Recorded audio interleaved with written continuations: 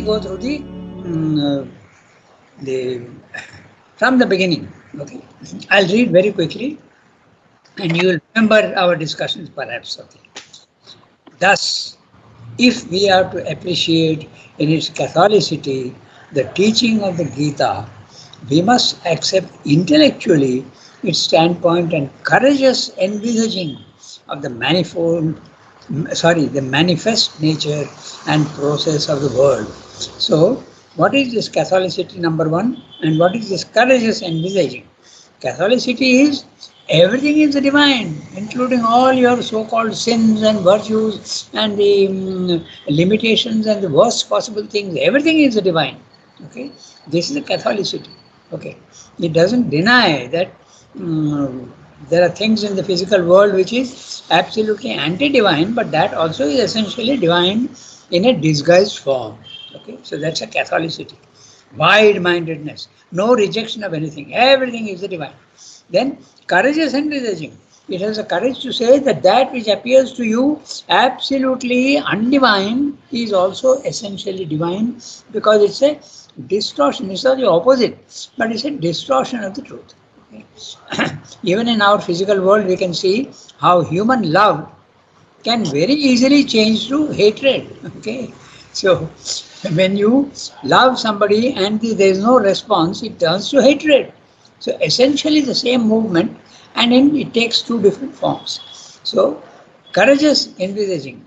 The consciousness is divine, the unconsciousness is also divine. It requires courage to say that. This courage is not there in every religion. Okay, there are many who say no, all the wrong things have been done by not God at all. We want to keep him safe. Okay, so this is the courageous envisaging that he's talking about, of the manifest nature of the process of the world. All the dualities that you see are only two extremes of one single vibration.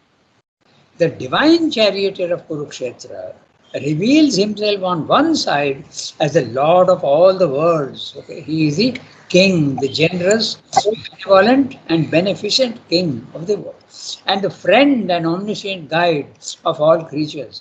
On the other, as time the destroyer, arisen for the destruction of these peoples.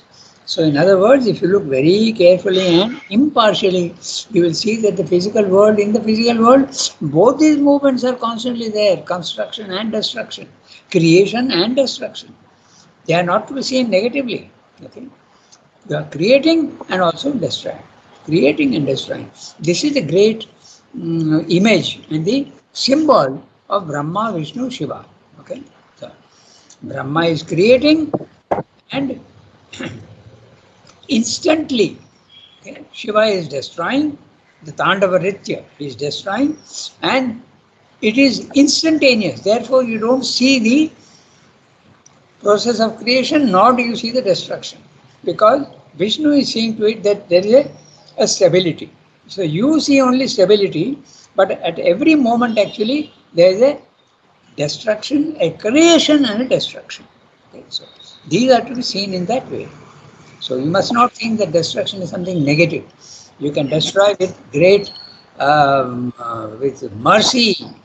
Okay, you can destroy with great benevolence also, with love. It's possible. So then, the destroyer arisen for the destruction of these peoples in fully developed idea in chapter 11. Okay, so where he says in the verse 32, he says, Kalosmi, I am Kala. Kala is the time, the destroyer. Lokakshaya. Okay, I am there for the disappearance of the Loka. Okay, so Lokan Samahartum. I am there to take away the Loka. Okay, I am inclined for that. Pravritta. Hritepi tvam na bhavishyanti sarve ye avasthita pratyanu anikeshu. In the all these people who are there, they are going to be destroyed by me, even if you don't participate in it. Okay, Ritepi tvam, even without you, they will be destroyed. Na bhavishyanti. So, time the destroyer. The Gita, following in this spirit, the Catholic. Excuse me. Yes.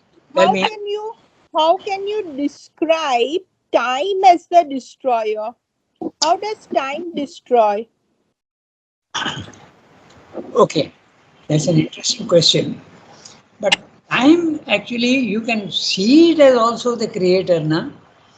You can see it as a creator and also the destruction. It takes place at the same time and takes place in time.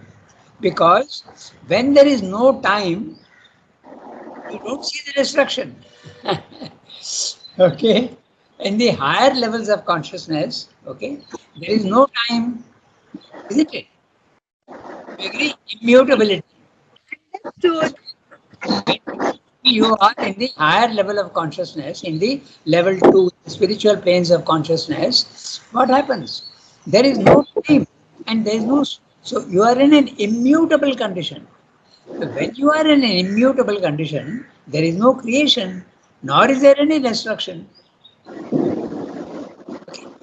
But when you come down into time and space, in the level 1, there is creation and there is destruction. So you can equate time with creation. Okay. There's a lot of disturbance from somewhere. I don't know where. Yeah, whenever Yasmin is muting herself, the the disturbance is going away, and when she is um, unmuting herself, the noise is coming. That is exactly what we're discussing. If you go into the immutable, where you are not, you have muted yourself. There is no sound. There is no. It's an interesting image. Just think about it. Okay. As soon as she unmutes herself, she is in a speaking mode. Okay. When you are in a speaking mode, the disturbance is there. I wonder if you see the image, it is very similar. Okay. So anyway, so Yasmin, okay, even Tarikadi has been muted by Archanadi. Okay. So this is the thing, that time, when you are in time, there is destruction and there is creation. When you are not in time and space, then you are in an immutable condition. There is no movement. And if there is no movement, there cannot be creation and there cannot be destruction also. So I think Yasmin's question was, why not include also the creation in time? That is true.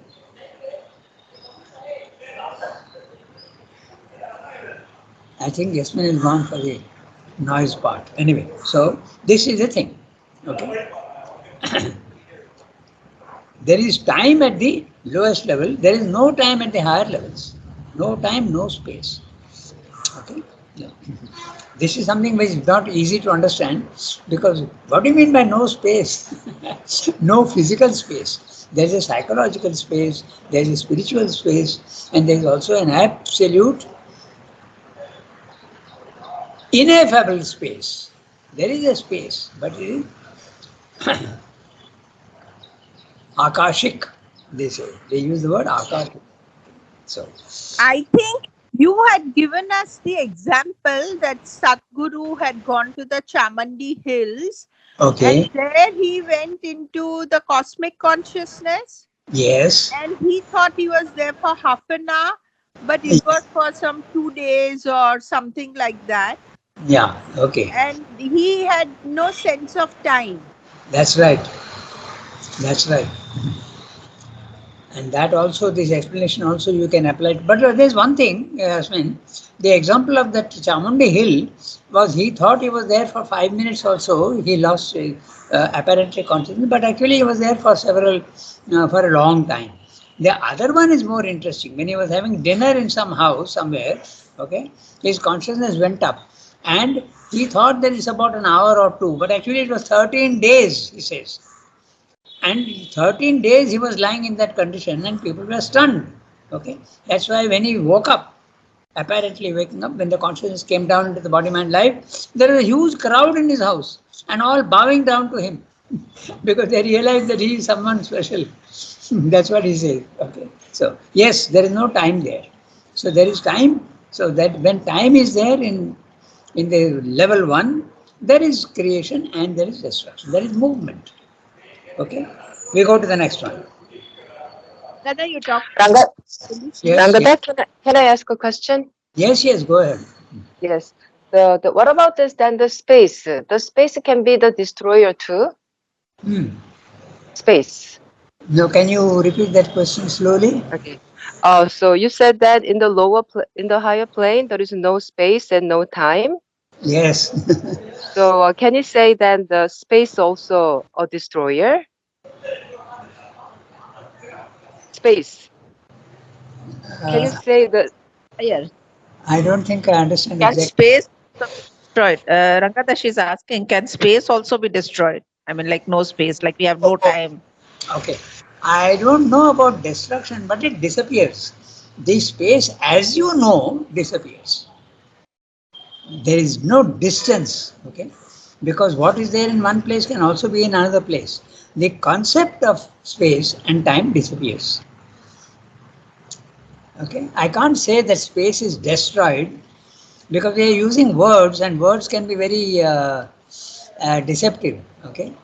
So you can say that space as we understand it, disappears. What do you mean by space? There's a distance. Huh? There's a distance between me and my book. There's a distance between me and the computer. So that idea of distance disappears. Because everything is everywhere, you can see anything anywhere. In a certain sense. It's difficult for the normal human mind to understand. Even I don't understand. I'm trying to put it into words, okay? So this is the problem which you will have to solve yourself. Maybe by experience. So Shilpa, sorry, Sonki, your question is someone which I can't answer very easily. You have to find out for yourself. Whether it is destroyed or, okay, there's another way of looking at it. There's a gradation. Huh? As you keep going up, the same thing becomes subtler and subtler. So space as we understand it here is gross space. Okay. We have a sense of distance, we have a sense of time. That becomes subtler. You can think of it in that way. So in a sense it is destroyed. But there is a space, they call it psychological space, they call it spiritual space. Okay. So at the highest level, there is only the divine. There is no space, no space and no time, because he is concentrated only into itself, like a black hole. Okay, nothing else exists except that concentrated light. That's a transcendent consciousness. The divine is not at all aware or not even interested in the creation of the cosmos. At the highest level, he is himself the only thing that exists in a concentrated form. They call it Chit Ghana, like a the light concentrated inwards into itself, no outward movement at all. That's a transcendent consciousness. Okay, so shall we continue with the text? So, yeah, these are all questions which come up, okay, in the course of reading. But some of these questions, we have to keep them sort of pending, okay. You have to say, okay, I can't understand this right now, but I keep it pending. Maybe a time will come when I'll understand it better. So, not all questions can be answered immediately at the mental level, and certainly not by ignorant people like us. All right. Rangada, can we tell here the black hole is a space, but it is destroying all the stars and galaxy and eating away? Ah, Black hole. yeah, the black hole, they have seen. In this context, we can say about the black hole that black hole is eating away. It's a space only.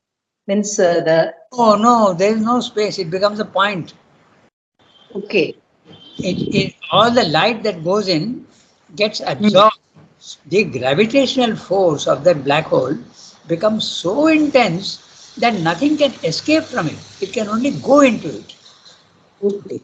Yeah, it becomes a total, for us, it becomes a total darkness, because that's why they call it a black hole. Because nothing comes out of it.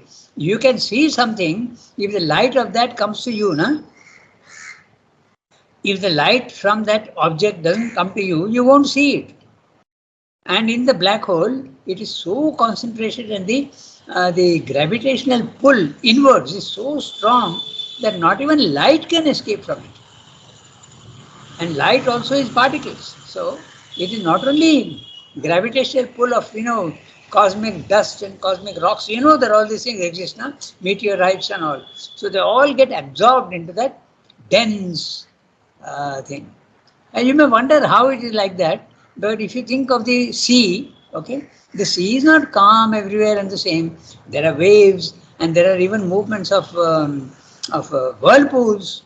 So there are different phenomena even in the sea. So there also in space, in the atmosphere, there are different phenomena. Okay. There can be an outward going thing when there is an explosion, which they call supernova. Okay. When a star explodes, okay, and disappears. Normally they say it creates a black hole. The black hole is something that you don't see, but it is so strong gravitational force that only inward movement is there. Apply that concept to the divine. He is absolutely concentrated in himself. That is one of the states that he can take. The divine doesn't depend upon the universe nor upon the individuals. He creates them, but he is also independent of them. That independence is the transcendence. Then he creates a world and comes into the physical world. Then time and space comes in. Okay? So, we continue with the text, all right? The Gita, following in this the spirit of the Catholic Hindu religion, affirms this also as God. Even the opposite, the destruction also is God. It does not attempt to evade the enigma of the world by escaping from it through a side door, which many other religions are doing.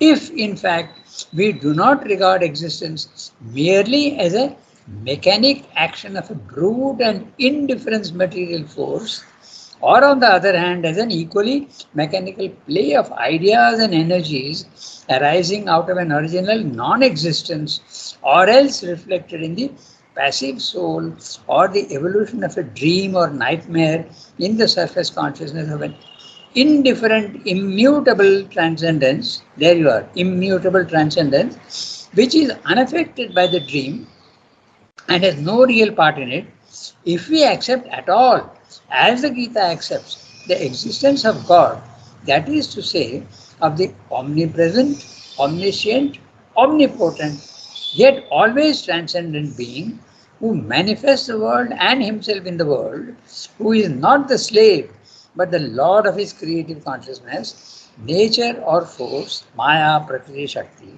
who is not baffled or thwarted in his world conception or design by his creatures, man or devil, who does not need to justify himself by shifting the responsibility of any part of his creation or manifestation on that which is created or manifested, then the human being has to start from a great and difficult act of faith.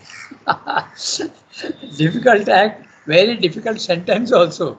A huge sentence with so many different ideas and different qualifications. So we'll have to look at that phrase by phrase. We started doing that last time, okay? But okay, so I start now again. If in fact, he started the sentence with if, okay? So it depends on what angle of vision you are engaged in, and he is giving you all the different angles of vision when you experience the self. Okay? If in fact we do not regard existence merely as a mechanic action of a brute and indifferent material force, he is referring here very clearly to the mechanic action of a brute and indifferent material force. Who is thinking that? The materialist in the West. He is thinking that matter is the only reality. Okay? But Sridhar is saying, if we do not regard that, if we are not a materialist, but we see the brute and indifferent material force as the one aspect of, then you are referring to the Sankhya philosophy. Okay? Rangada, is it about Rangada? Yes, tell me. Is it about the Big Bang theory? No. Not that. No. The Big Bang, okay, the Big Bang theory is in science, but now that has been rejected. Okay, that's not what he's talking about. He's saying that he started the sentence with if, na? So you have to see it in two ways. Is someone seeing the mechanical action of a brute and indifferent material force? Who is seeing that? Tell me. The materialist thinks that matter is the only reality. So he is seeing it in that way. So he is referring here to if you are a materialist, but he has started the sentence with if in fact you do not want to be a materialist. Okay? So if you are not a materialist, but still you see the physical world as a brute and indifferent material force, you are in the Sankhya philosophy. Okay? The Sankhya philosophy says matter is a brute and indifferent force, but that's not the only thing that exists. There is also consciousness. There is also Purusha. There is Purusha and there is Prakriti, which is brute, mechanical, indifferent force. But the materialist is not seeing the Purusha. He is seeing only the brute, mechanical. He is seeing only Prakriti and saying that's the only thing that exists. See how complicated the sentence is if it begins with if. Okay. I wonder if you followed what I'm saying. He is including both the views in his sentence. Little difficult to understand, yeah, but trying to. Okay, I'll repeat, okay? Because really, to understand Srivakar, you have to understand his style of writing. Okay, so now tell me, mechanic action of a brute and indifferent material force. Let us just concentrate on this. So Who this is is Prakriti. This is the Prakriti, the brute and indifferent material force. don't say Prakriti, it's a materialistic view. Prakriti is in the materialist is not thinking of Prakriti. He is thinking of brute and material force. Okay. Prakriti question comes into the picture when there is Purusha. That's a Sankhya philosophy. Sankhya also sees the material force as brute and mechanical without consciousness. They also see that. But Ranganath, yes, does he refer to the evolution, which is the survival of the fittest? no, it's not a question of evolution. Where is the evolution in the No, brute material force means the one who is fitter is survived that way. No, I think example of a brute force is say a cyclone. exactly? Cyclone is a brute force Okay, which can destroy trees and whatever. yeah, that's So brute force, while a gentle breeze is the divine's caress. But a brute force can be a cyclone, That also is divine. or it can be a volcanic eruption which throws lava out and produces very fertile volcanic soil. So there can be so many such examples of brute forces creating things also. okay. It's much simpler than that. Okay, when think of a stone. Okay, it is something unconscious. Okay, but even when there is something moving, okay, like the wind or the cyclone, as you said, or the river flowing, there is no consciousness in it apparently. Okay, so that is what the materialist is saying. The materialist is saying, yes, there is a cyclone, there is a river flowing, okay, there is a wind blowing, but it's all unconscious. It's just matter. It is just without consciousness. Brute force means without consciousness. You have to take it in that sense. So if you are a materialist, you will consider matter to be the only reality, and it's a force because there is a force everywhere. But if you are not a materialist, if you do not regard existence, in other words, you can be a Sankhya philosophy, you are in Sankhya philosophy. But Srimanda is saying neither this nor that. Okay? So that's right.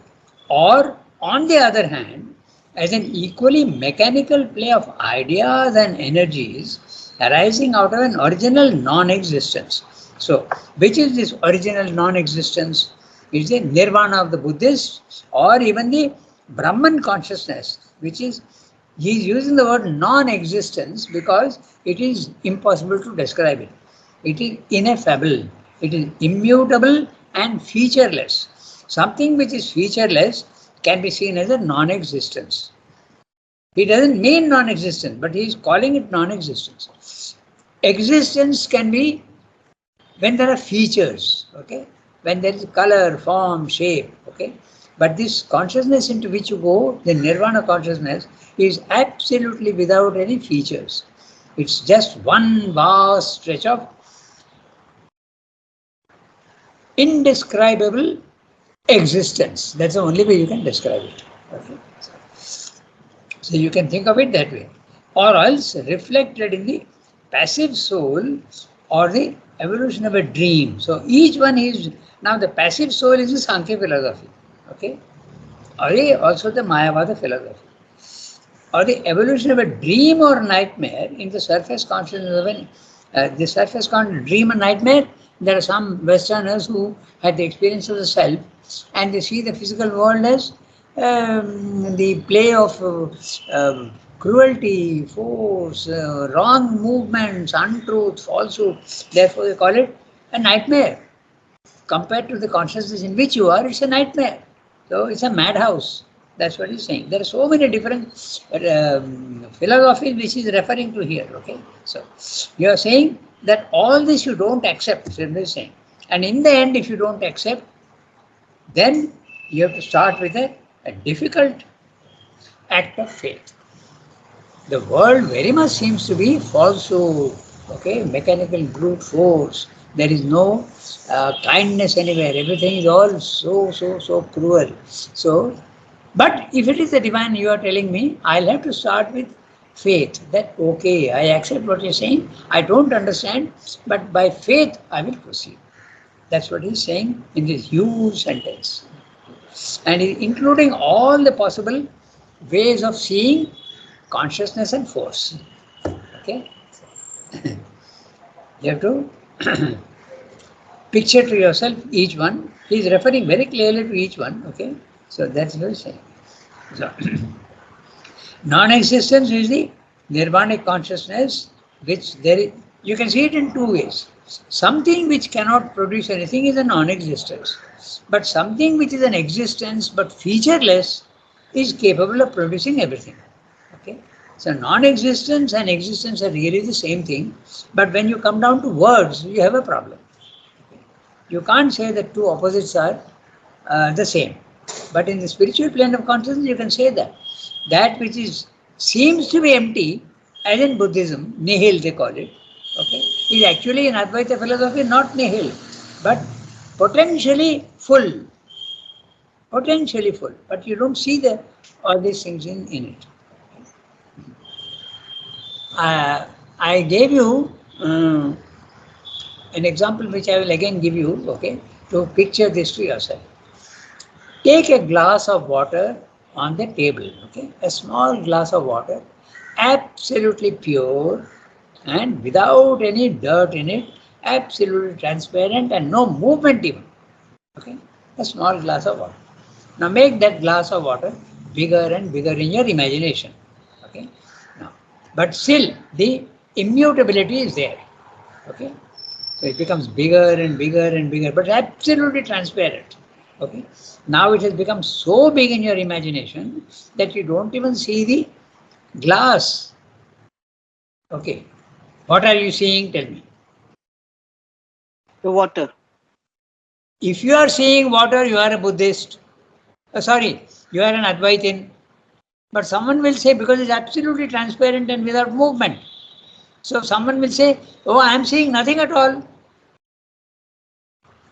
You follow what I am saying? Yes. So if you say that I am seeing nothing at all, you are a Buddhist. And if you say I am seeing water, there is something there, but which is not possible to describe, you are an Advaitin. You get the point? Yes. So that's why non-existence and existence is really the same thing. But you have to describe it in different ways in the physical world.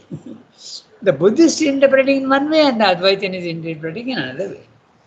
That which the Buddhist is saying, not Buddha, Buddhism, because There's a difference between them. In fact, that's why Buddha refused to discuss these things. He said, I will not discuss, I won't go into philosophy. My only concern is get rid of your suffering. That's all. If you go into philosophy, you will confuse yourself. That's why he refused to philosophize. So, the non-existence and How would Sri Aurobindo see this glass of water? I presume he would see the divine presence in it. yes, that's the water. He's seeing the water. And he would see but the divine presence in the water. Water is divine presence. Yeah, you can say that. But the divine presence, if it is without any features, will the senses see it? Without any features. You are seeing the same thing in two different ways because you are in a different level. Okay. The nirvana consciousness is the same for everybody. But when you go into another level of consciousness, you see. Think of the seed. Okay. If you blow up a seed, okay, what will you see? Will you see leaves and flowers and fruits and branches in it? You will not. You are blowing it up, but you will see only a blankness. You will see only the seed. But it has got the capacity to produce all these things. Exactly like even our one cell. Okay. The chromosomes in it are so small that you don't even see them. Okay. You blow it up, it's only one thing. But it's got the capacity to produce everything. Then you are an Advaitin. But if you are saying that no, this cannot produce anything, then you are a Buddhist and a Mayavadi. That's all. The same thing you are seeing in two different ways. Okay? So he's saying that if you accept at all what the Gita is saying, that the physical world is full of destruction and creation, and it's very difficult for the human mind to accept that, then you have to begin with an act of faith. And your faith will be justified in the end. You will see that, yes, Gita is right. Okay, that's what he's saying. It's a very complex sentence, but that's exactly what he's saying. Then the human being has to start from a great and difficult act of faith. I accept temporarily that what the Gita is saying is right, and through experience at a later date, when you are developed in consciousness, you will see that the Gita is right. That's what he's saying. Okay? You have to work out but you must know a little bit of philosophy to be able to work out each one what he's describing. There's so many ways of experiencing this. The materialist is in one way, the Mayavadan says in one way, the Buddhist is seeing in another way, the Western philosophers are going into the self and seeing in a totally different way. Okay? So, in fact, Nietzsche also he also had the experience of the self, but he also said that he interpreted totally differently. Okay? The interpretation is different from the experience. The interpretation is always in words at the mental level, but the experience you are having is above the mind. So naturally that which is above the mind is infinite, and when you are putting it into finite words, there is bound to be a complication. Okay, so that's the thing. Okay, that's why Sarabda says that all scriptures, okay, however great the scripture be, it is limited. It's a limited expression of something which cannot be expressed, inexpressible, ineffable. Okay. Right. We go to the next sentence. Okay. Finding himself in a world which is apparently a chaos of battling forces. There you are. A chaos of battling forces are the dualities in the physical world. Okay. There are all sorts of opposites in the physical world, and the opposites are, to your view of things, valid at this level. They lose their validity when you go into another level of consciousness. It's like going into another country. Okay, so finding himself in a world which is apparently a chaos of battling force powers, but it's apparent. Remember, okay, a clash of vast and obscure forces, a life which subsists only by constant change and death, menaced from every side by pain, suffering, evil, and destruction. he has to see the omnipresent deity in it all, and conscious that of this enigma, there must be a solution beyond this ignorance in which he dwells, and knowledge that reconciles. He has to take his stand upon this faith. Okay, so clear what he's saying? He's saying that if you believe in the divine at all, you need not. If you don't believe in the divine, the world is full of wrong forces and right forces, according to the materialists and according to the many people, many religions. But if you believe that there is a divine and he is perfect, how can he create all these things? So surely there is an explanation which I don't understand in the beginning. Therefore, I proceed by faith. That's what he's saying in the sentence. Okay? Finding himself in a world which is apparently a chaos of battling powers, a clash of vast and obscure forces, a life which subsists only by constant change and death. Whenever there is life, okay, there is constant change. Everything. There is a birth and a growth, and you hit a plateau and then you slowly die. Nothing in the physical world lasts forever. Okay. Even the most solid things also are born and disappear. Even the Himalayas were born because of the pressure of the different geological places. And one day, rain and sunshine and wind will reduce it to small hills, and maybe one day it will disappear also. Everything is subject to constant change and death.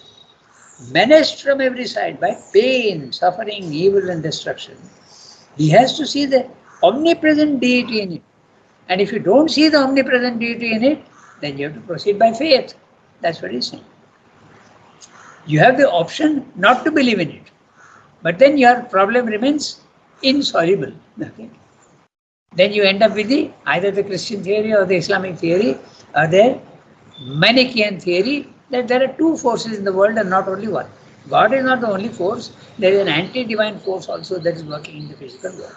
You have to end up with that philosophy, which is most unsatisfactory. Okay? You have to begin with faith if you believe in the divine. If you don't believe in the divine, you have a problem.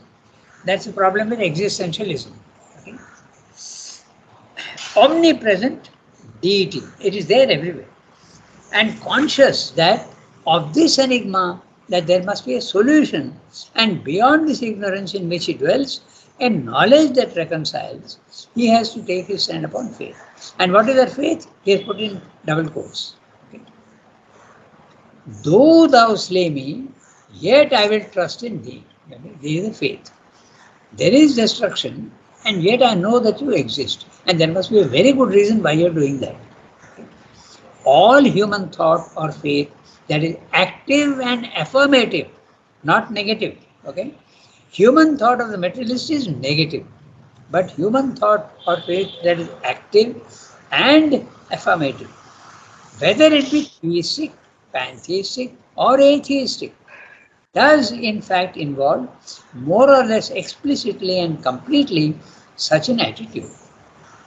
So, he is making a big statement. You have to see what he is saying. All human thought which is theistic. So, theistic, you believe in God. Okay? Theism is godness, if you want. Theism. So, when you believe in God, you have to have faith.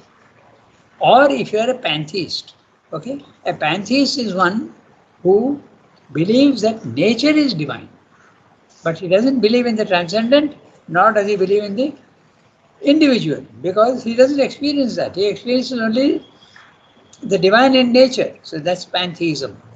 Or you can also be an atheist. An atheist in this sense would be that maybe there is divine, but I don't know him. Okay, I can never know him. There are two levels. I may know him, but I don't know him now. Or even if he is there, he can never be known. There are so many different shades of atheism. Okay. Atheism is a non-believer, no, Rangata? One who doesn't believe in God. That's right, but that's why I'm giving you different shades of atheism. Okay. So, I don't believe in God is a normal atheism. Okay.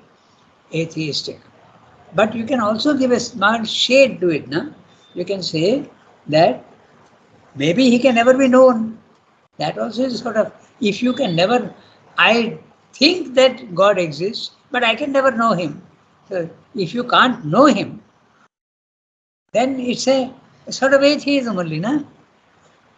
So I'm giving you different shades of atheism. Okay? Or there is even a third level of atheism. Maybe he exists, and maybe one day I'll come to know him, but I don't know anything about him now. Okay, so that all these things are there discussed in other places. Okay, so does in fact involve more or less explicitly or completely such an attitude. Even if you are an atheist, even if you are a pantheist, even if you are an atheist, and you believe in God, then you have to start with faith. That's what he's saying. Okay. It admits and believes. What is it? Human thought. Okay. It admits and believes. Admits the discords of the world. Okay. Believes in some highest principle of God, universal being or nature, which shall enable him to transcend, overcome, and harmonize these discords. So, even if you are a theistic, even if you are pantheistic or atheistic, and you think that God is there, but I may not know him, you admit that there is discord in the world. But you also believe that there is some highest principle of good, there is a divine. Okay? And surely there is a level where I will be able to transcend all these chaos and dualities, and I will overcome them, and I will be able to harmonize these discords. Siddha is talking about his own experience. Na? He began as in a sense, atheist. Then when he came to India, he was getting all these experiences. Okay? Atheism in the sense that you don't believe in religion. Okay? Mother also was an atheist in that sense. She did not believe in religion as taught in Europe. So this is there are different shades of the words. Then you know that you will be able to, one day, if you believe in God, then you have to necessarily believe that there is a solution to all these things. Basically, that's what he's saying in this huge para. If you at all believe in God, the problem can be solved, not now, but later on it will surely be solved. But if you don't believe in God, then there is no solution for you. You have to end up with the dualistic philosophy, the Manichaean philosophy. Everything in the physical world which is wrong is not created by the divine. You have to end up with that philosophy. But the Advaita philosophy and the Gita is exactly the opposite. They say no, everything is the divine. That requires a lot of courage to say that, because you have to admit that everything which is undivine here is really divine. Okay, so that's what he's saying. So it's a difficult sentence, okay, a very large and big sentence, but you have to know a little bit of, I gave you some of the different philosophies, okay, but essentially what he's saying that if you believe in God, then you have to say, okay, yes, I see that there is cruelty, there is perversity, there is falsehood, but I believe that one day I will enter into your consciousness and all this will be explained to me. God will explain to me that what I am saying is not the reality. There is the faith that you have to start with. Okay? So, we have got only 2 minutes left, so we can stop here today. Okay. Next Ranganath, week. most of us, Tell me. no, I say most of us follow like this only, that we have a faith and we accept. Can you repeat that slowly, Tarika? Because the voice is not very clear and I am also a little deaf. Okay, so tell me slowly. Most of us, we accept this, that faith. That's right. That's right. We have faith. That's right. It But makes life easier. It makes yeah, life much easier. yeah, that's right. We do see, we have faith. But can you explain the falsehood? Only if you believe in the Advaita philosophy, na? Yeah. Surely there is a revelation, but we don't understand it. So you have to have an experience. Okay? Our faith is mental. Okay? Yeah. Yeah. But it has to be spiritual. It has to be a reality to us. That's why faith. If you have an experience, then you don't need faith because you have knowledge. Faith is belief without knowledge. Mm. Huh? Yeah. Yeah. Yes. Yeah. Yes. That's it. You know, in Mother's prayers and meditation, the last prayer says, the last sentence, Yes. grant that we may have faith which is active, ardent, absolute, and unshakable in thy victory. That's right. Inébranlable. Yeah. Ta victoire. Yeah, that's right. Unshakable. But unshakable is very difficult for the normal human. Very difficult. Very difficult indeed. But still, there can be a faith which says that I accept, but surely I'm sure that the divine has an explanation for all this. Yes. Most of those who believe in God, that is the saving factor. But you can't argue with somebody who doesn't believe. No, nothing will convince him. Yes. That's what he says in the Life Divine right in the beginning also. Na?